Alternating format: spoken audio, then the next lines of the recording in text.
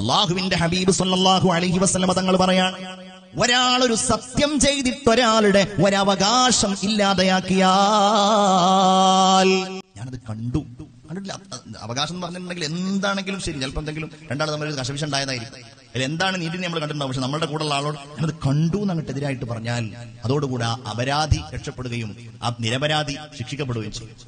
ഒരാൾ അങ്ങനെ ചെയ്താൽ അള്ളാഹു അവന് നരകം ഉറപ്പാക്കിയിരിക്കുന്നു. വഹറമ അലൈഹിൽ ജന്നാ.